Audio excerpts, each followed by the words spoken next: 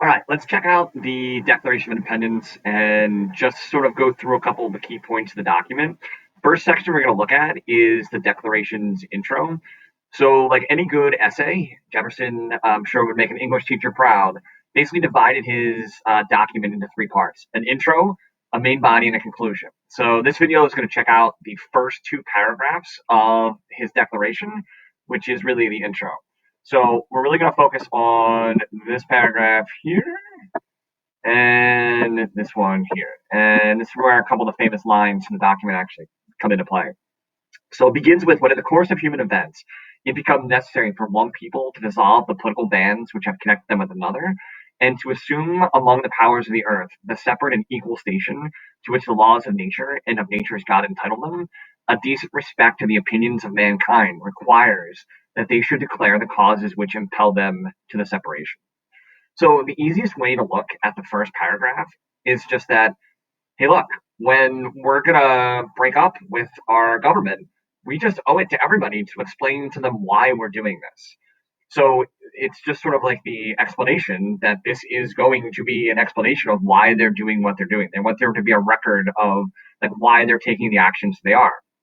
And obviously, the next paragraph really is the most famous line of the Declaration.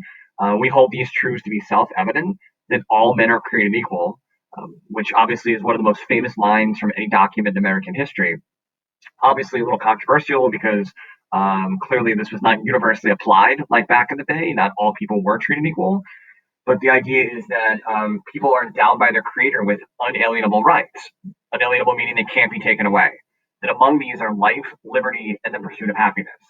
That to secure these rights, governments are instituted among men, deriving their powers from the consent of the governed. That whenever any form of government becomes destructive of these ends, it is the right of the people to alter or abolish it and to institute a new government. Hopefully, this sounds familiar to you because this is really all about Locke and the social contract theory. That's what we talked about before. Like, why do people join governments? It's because the governments can do what the people can't do for themselves, which is protect their life, their liberty. Locke said property. Jefferson changes that to happiness. But the second part of the social contract is you give up some of your freedom. But if the government starts taking away those things instead of protecting them, you are justified in taking down that government and establishing another one. So the whole premise of the intro is, look, we're going to explain to you why we're leaving. We're leaving because the British have violated the social contract theory that we've believed in for a long time, and that's why we're declaring our independence. So that's the basic part of the intro.